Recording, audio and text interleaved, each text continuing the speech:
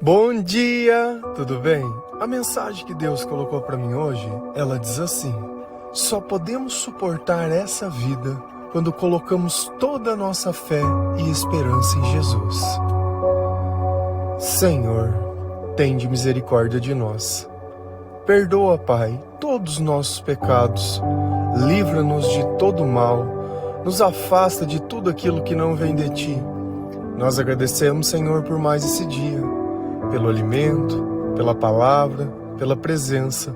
Aceita, Senhor, essa nossa oração, esse nosso louvor, pois nós Te amamos, bendizemos, adoramos. Somente Tu é o nosso Deus e em Ti confiamos.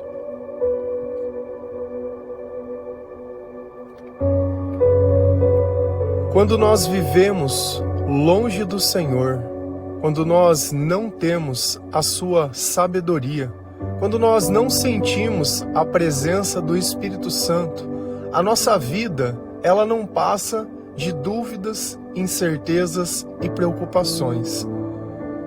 Então, todos os dias, alguma coisa vem incomodar os nossos pensamentos. E conforme eu penso nessas coisas, o meu coração ele se entristece e eu começo a ter diversos sentimentos negativos. E toda vez que algo dói dentro de nós, nós queremos encontrar um culpado e uma solução. Ao invés de examinar o momento atual, nós buscamos uma alternativa, ou no passado, onde nós não sentíamos essas coisas, ou essas coisas não doíam tanto quanto hoje. A diferença não é que antigamente as coisas eram melhores, é que hoje o mal está muito mais incrustado, porque conforme o tempo vai passando, nós vamos acumulando os pecados dentro de nós. E quando nós não confessamos, quando nós não temos o Senhor, esse pecado ele não sai de dentro do nosso coração. Ele não deixa de participar dos nossos pensamentos e dos nossos sentimentos. E nós sempre vamos continuar sendo iludidos que se alguma coisa acontecesse, esse sentimento iria passar, se eu tivesse dinheiro, se eu tivesse relacionamento, se eu tivesse isso. E nós estamos falando de uma questão que ela é espiritual. Por mais que você possa crer que coisas do mundo possam satisfazer o seu coração, o que ele sente falta é da presença do Senhor. E é por isso que essa vida ela é insuportável, longe de Deus. Você só vai entender o que eu estou falando se um dia você se aproximar de Deus verdadeiramente. Olhar a sua vida através da palavra de Deus. Conversar com o Senhor não na religiosidade, não dentro da igreja, mas no seu dia a dia. No caminho de um lugar, da volta de um lugar, seja lá onde for, conversar com Deus. E Ele vai te dizer exatamente o que aconteceu e exatamente o que você precisa fazer. Enquanto a gente não obedece isso, a nossa vida ela não muda. Enquanto o arrependimento ele não faz com que eu pare de praticar as mesmas coisas, vai chegar um tempo que você vai ter que parar de mentir, vai parar de fazer fofoca, vai parar de falar mal da vida dos outros, vai parar de julgar e condenar as pessoas, vai parar com esse comportamento que você tem, que você gasta tanto tempo nisso. Você já imaginou como a sua vida seria transformada se você gastasse tempo buscando o Senhor da mesma forma que você gasta falando mal das pessoas, julgando as pessoas, condenando as pessoas, fuçando na vida das pessoas na internet, querendo julgar, querendo criar teoria, sabe? Como a tua vida seria transformada? Mas não. Olha como estão as coisas dentro do teu coração. Olha a tua relação com a comida, olha a tua relação com as pessoas, olha a dependência emocional que você tem. Quando você julga as pessoas, você está falando de você mesmo.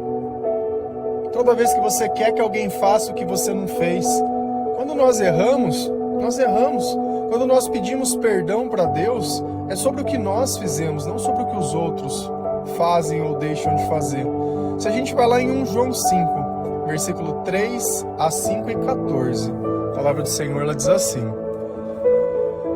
Pois amar a Deus é obedecer aos seus mandamentos, E os seus mandamentos não são difíceis de obedecer, porque todo filho de Deus pode vencer o mundo. Assim, com a nossa fé, conseguimos a vitória sobre o mundo. Quem pode vencer o mundo? Somente aquele que crê que Jesus é o Filho de Deus. Quando estamos na presença de Deus, temos coragem por causa do seguinte: se pedimos alguma coisa de acordo com a vontade de Deus, temos a certeza que Ele nos ouve. Então, nessa primeira carta de João, ele está dizendo sobre o óbvio, que nós precisamos obedecer a Deus e os seus mandamentos. E qual é o mandamento de Deus? Amar Deus sobre todas as coisas e o próximo como a ti mesmo. É praticar o amor e não deixar de fazer mal. Isso não é uma coisa que eu negocio. Eu não amo só as pessoas que eu quero. Eu não amo só as pessoas que ela vai me oferecer alguma coisa. Eu não amo as pessoas pelos meus interesses. Eu amo porque as características de Deus, elas estão em mim, graças ao Espírito Santo. Então, quando eu reconheço que eu sou pecador, que eu preciso de salvação, que eu não sei o que eu faço com a minha vida, que eu começo a sentir os frutos do Espírito Santo que nós falamos ontem: paz, amor, alegria, felicidade, fidelidade, humildade, autocontrole. Então eu começo dentro de mim a ter coisas que antes eu não tinha.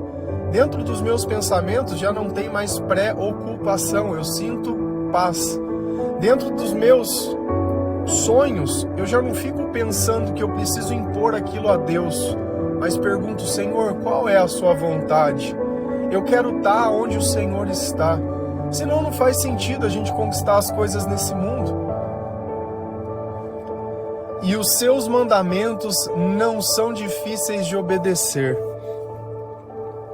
Isso só é uma verdade se Deus estiver conosco, porque se Deus não estiver conosco, nós não conseguimos. É impossível você falar a verdade sem Deus, porque você sempre vai levar os seus interesses pessoais e particulares em questão. É impossível a gente amar sem Deus, porque a gente ama baseado nos nossos próprios interesses e no que aquilo vai trazer de bom. É impossível a gente perdoar sem Deus, a gente só perdoa se tiver algo maior para receber, porque perdoar por perdoar para seguir em frente, jamais.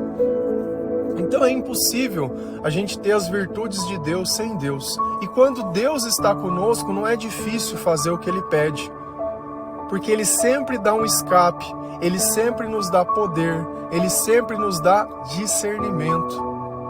Porque todo filho de Deus pode vencer o mundo. Então nós somos desse mundo? Nós não somos. Nós estamos passando um período aqui.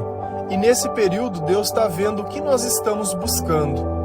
Se é os nossos interesses, se são os prazeres, se são a nossa vida, ou se mesmo nós estando num lugar que não é dele, nós não buscamos a sua presença e queremos estar na sua companhia.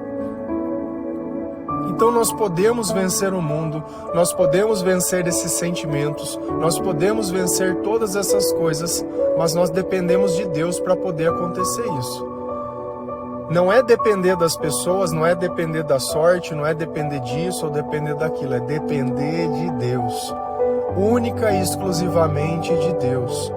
A nossa vida precisa ser pautada pelo Senhor e os nossos sentimentos têm dito se Ele está perto ou longe.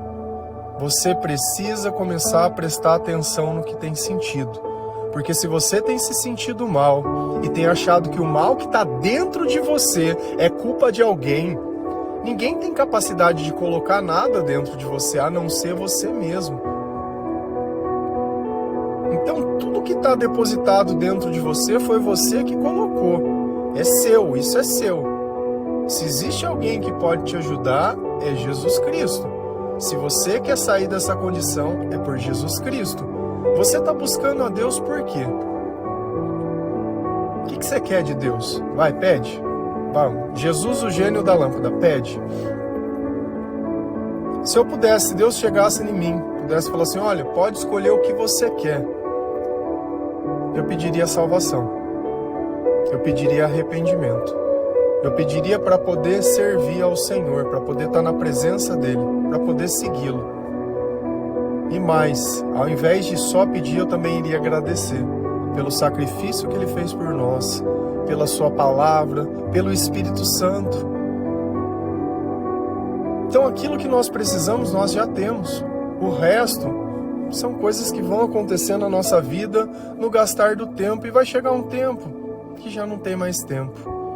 Os nossos cabelos eles vão ficar brancos, a nossa pele ela vai enrugar, o vigor que a gente tinha já não vai mais ter, e tá tudo bem, porque seja qual idade for, ainda é possível adorar o Senhor, ainda é possível servir. Por quê? Porque é o poder dele que atua em nós. E se você não começar a olhar a tua vida, e se você nunca serviu a Deus, nunca evangelizou, deveria estar pensando nessas coisas.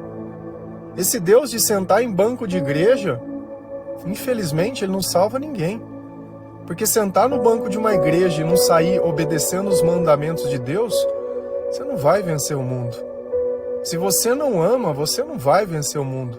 E não é porque você contribui com dinheiro. Ah, não, eu dou dinheiro, então eu terceirizei, né? Alguém vai colher por mim, alguém está plantando por mim. A vida é de quem? A vida é tua. Você consegue gastar tempo para conseguir recursos, mas não consegue gastar tempo para servir aquele que você diz que ama, aquele que é o seu Deus. Você não consegue perdoar uma pessoa em nome do seu Deus. Você é tão pequeno que não consegue fazer nada para Deus. E fazer para Deus não é dar dinheiro, não. O que essas igrejas querem é misericórdia. Sabe, nada desse mundo nós vamos levar. Nada, nada. Assim, com a nossa fé, conseguimos a vitória sobre o mundo. Com a nossa fé, com a nossa. Não foi Deus que me deu a fé. A fé, ela é nossa. Como que eu adquiro fé? Como que eu construo fé? Como que eu trabalho na minha fé? Lendo a palavra de Deus, especificamente o Novo Testamento.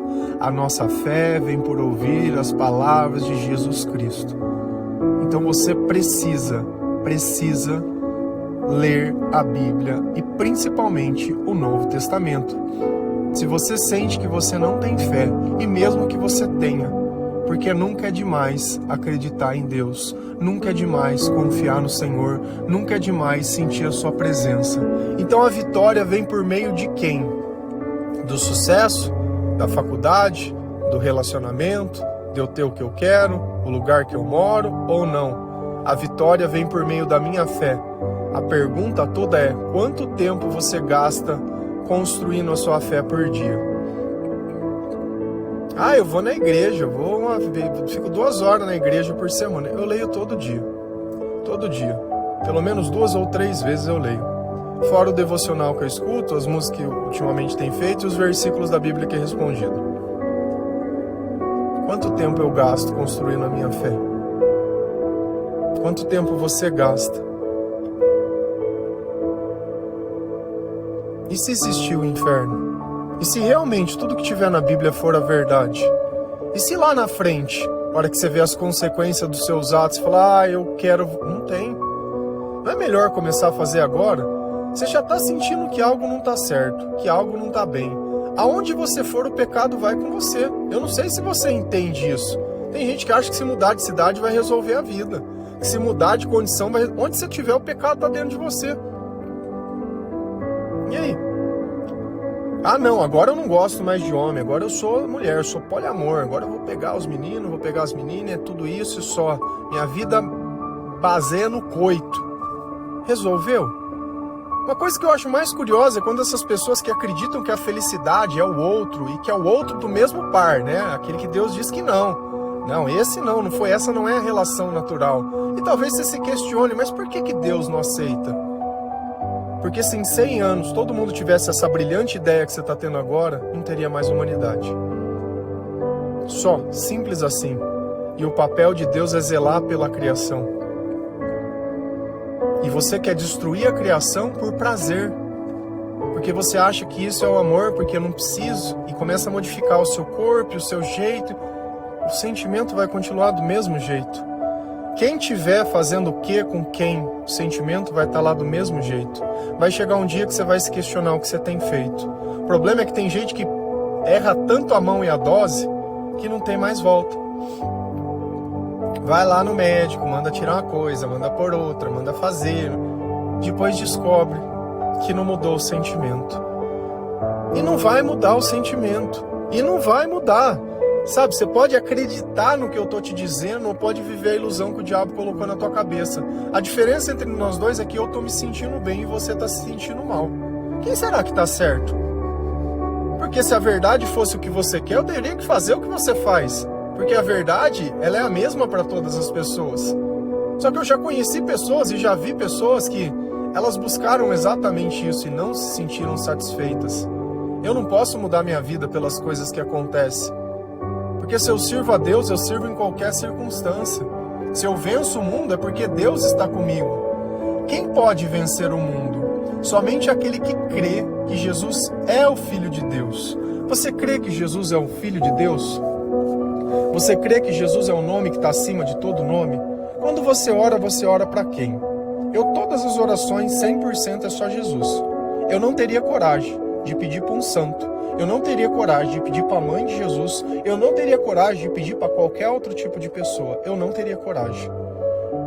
Por tudo que ele fez por nós, por tudo que ele passou, pelo cuidado, pela preocupação, pelo exemplo, eu não teria coragem. Porque é diminuir a Jesus. É querer dizer que ele não é bom. É querer dizer que ele não tem misericórdia. Não tem sentido. A palavra está dizendo, só vence o mundo quem acredita em Jesus. Você precisa recalcular tudo aquilo que você acredita. Se você tem mania de querer dividir a glória de Deus com outros personagens que viveram ao lado de Deus, você precisa recalcular a rota.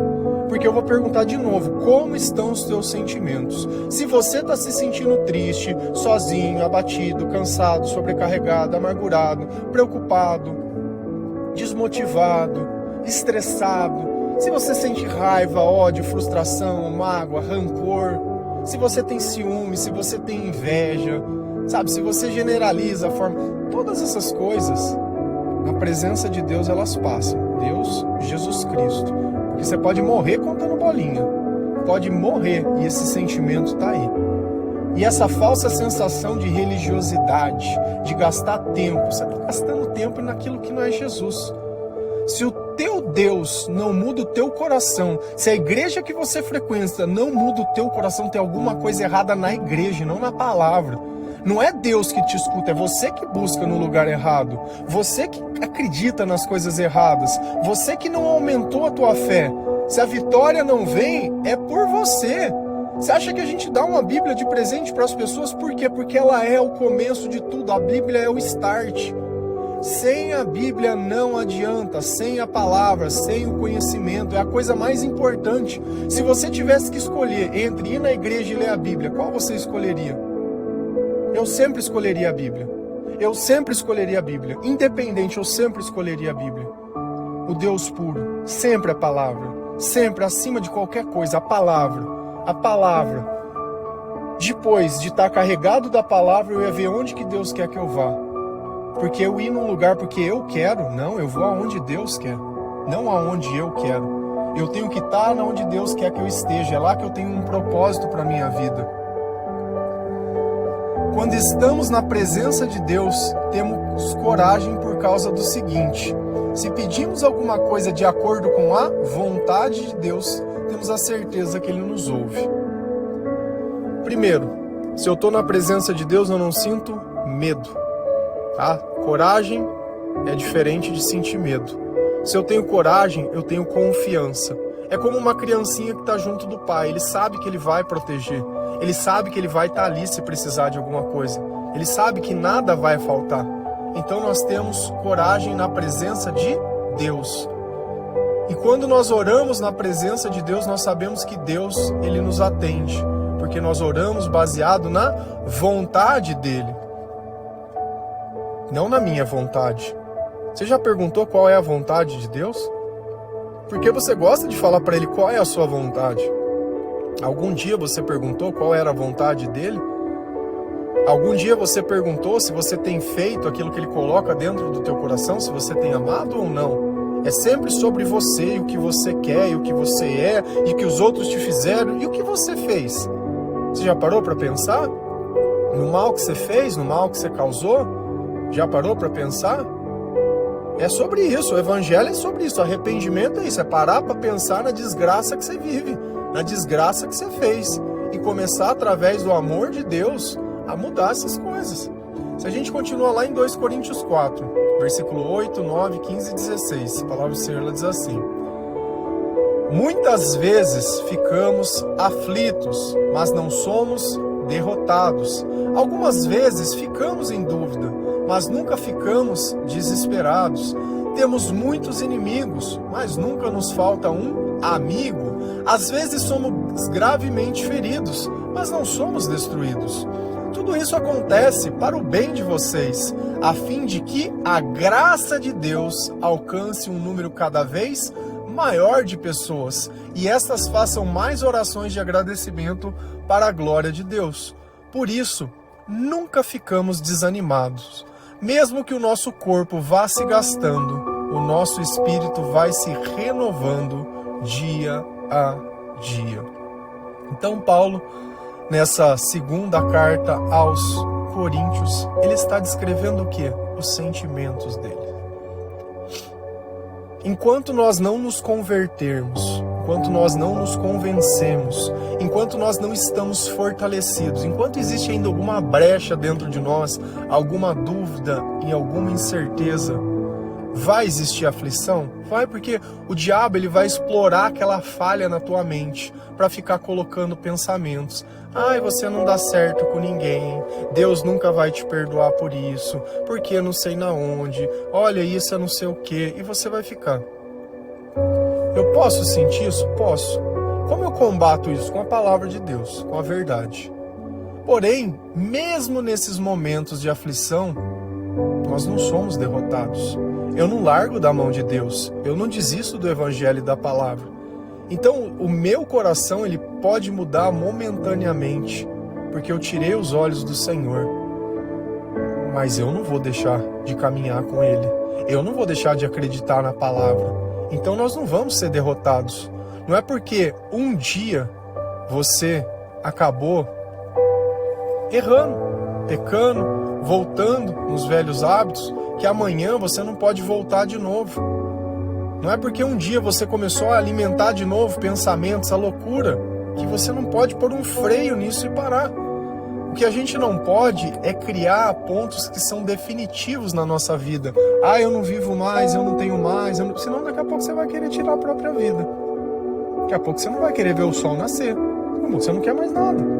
Por quê? Porque para você o sentido da vida é buscar os teus interesses. Se você já não tem mais condições disso, acabou a vida. Sendo que o que Deus nos ensina é o contrário, a colocar um propósito maior na nossa vida. Algumas vezes ficamos em dúvida, mas nunca ficamos desesperados. Então às vezes eu posso não saber o que fazer, o que é melhor, o que não é. Isso não quer dizer que eu tenha que fazer alguma coisa. Só que não é porque eu não sei que eu vou ficar desesperado. Não é porque eu não estou sentindo para onde Deus quer que vá, que eu, então não. Cara, não é agora. Não é num minuto que você resolve a tua vida, não é numa conversa, não é gritando, não é berrando, não é fazendo, não é nada. Nada se resolve dessa forma simplista. Você viveu uma vida inteira de pecado e quer, num ajoelhar, desfazer todo o mal que você fez? Não dá. Não dá. Não dá. Você desculpa, mas não dá, não funciona assim. Não funciona assim. Temos muitos inimigos, mas nunca nos falta um amigo. Então vai ter gente que não gosta da gente? Vai. Vai ter gente que vai julgar? Vai. Tudo bem. Mas sempre vai ter um amigo lá. E amigo não é aquele que paga tuas contas, amigo não é aquele que dá o que você quer, que te leva para sair, que te chama para comer. Amigo não tem nada a ver com isso. Amigo é aquele que te oferece Jesus. Esse é o amigo. Porque se alguém está oferecendo Jesus para nós, é sinal que o mundo já desistiu de nós, porque nós já estamos caídos. Se alguém está oferecendo Deus para nós, é porque a gente já viveu a nossa vida de uma forma que está uma desgraça. Aparentemente pode estar tudo bem. Você pode ter uma clínica, pode ter um trabalho, pode ter um negócio, pode ter montado o teu escritório, Pode ter terminado a tua faculdade, pode estar com dinheiro na conta, pode estar bonitona, pode estar bonitão, pode estar boladão, não sei o que, carro bom, não sei o que, celular, não sei o que. Não pode estar com nada disso.